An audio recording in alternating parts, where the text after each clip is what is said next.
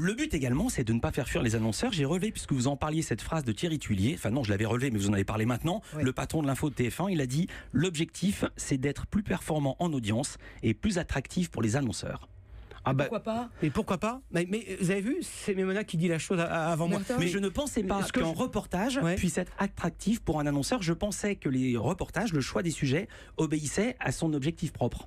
Non, mais il a deux objectifs. Le premier objectif, c'est d'être regardé par le plus grand nombre de téléspectateurs possible.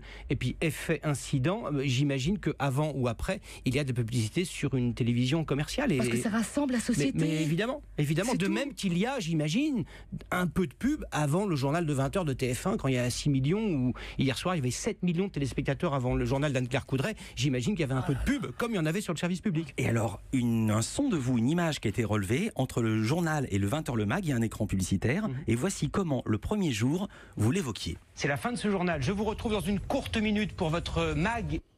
J'ai chronométré, c'était pas une courte minute. Il y avait 3 sujets, c'était une 30. Oui, le lendemain, il y avait une 15. Bon, franchement, vous chipotez. Hein. Non, mais c'est vous qui avez dit courte. Vous auriez pu dire, on se retrouve après ça. Ou alors après une longue minute. Non, c'était une minute. Voilà, c'est vrai que c'est court. La virgule est courte et la récompense est, je pense, elle est là après. Vous êtes d'accord avec moi? Oui. Ça a quand même. Pardon de dire. Hein. Ça a quand même de la classe. Voilà. J'aime pas du tout l'autosatisfaction, mais les sujets sont remarquables. Et je dis ça parce qu'on se décarcasse beaucoup. On donne du temps au sujet, c'est toute la différence. Comment avez-vous vécu cette semaine de soubresaut, la guerre TF1 Canal+, qui a coupé le signal de TF1 auprès de ses 5,2 millions d'abonnés?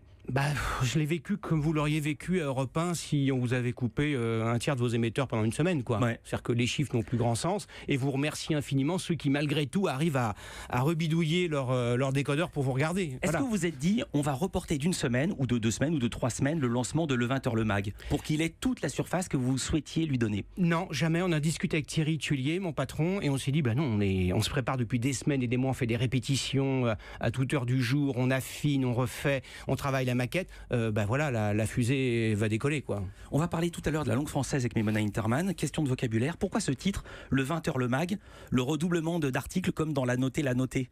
La notée. Parce que le 20h, voilà, et puis le mag, c'est le supplément. Pourquoi pas 20h le mag? Je sais pas, le 20h le mag, c'est venu comme ça. Et puis, alors, j'ai appris d'un grand monsieur de télévision que j'ai eu comme patron il y a très très longtemps, qui est Étienne Moujotte, c'est que les titres d'émissions à la télévision n'ont aucune importance. Ah bon? Mais non, il paraît, on se creusait la cervelle il y a 20 ans, on était avec Ruth Elkrief, on faisait une émission à 19h le dimanche, et pendant 3 mois, on faisait du brainstorming, il dit, pourquoi vous faites pas 19h dimanche? Ah oui, c'est pas mal. Mais c'est pas le nom de l'émission de Laurent Delahousse? Non, Laurent, c'est 19h le dimanche. Il y a le en plus. Je le cite parce qu'il avait ironisé sur son compte Twitter en disant le 20h le mag, ça ressemble beaucoup à 20h30 le dimanche. Non, mais ça ressemble moins à 19h le dimanche par rapport à 19h dimanche, me semble-t-il. Ça sera ma dernière question au sujet de la concurrence. Début septembre, vous allez avoir ou fin août, vous allez avoir un immense... Non, je sais pas s'il est immense. Ah non, vous allez avoir un nouveau studio. Est-ce que c'est pour concurrencer l'immense et magnifique, il faut le dire, studio de France 2? Alors non, je l'ai visité parce qu'on est en train de l'améliorer, le plateau, et on est en plein chantier. Alors non, il sera pas grand comme la nef de la cathédrale de Tolède, hein. C'est pas le but. On n'aura pas le plus grand écran intergalactique. On est là, les 3 éditions, Jean-Pierre Pernaut, Anne-Claire, le 20h semaine et la direction artistique, voilà, tout est fait, on est là, en train de se dire comment on va pouvoir encore mieux raconter l'actualité dans ce nouvel écrin, avec toutes les nouvelles technos, les fonds verts, la réalité augmentée. Mais voilà, ce sera pas Star Wars, hein, mais c'est au service de la clarté et de la pédagogie et de la chaleur, voilà.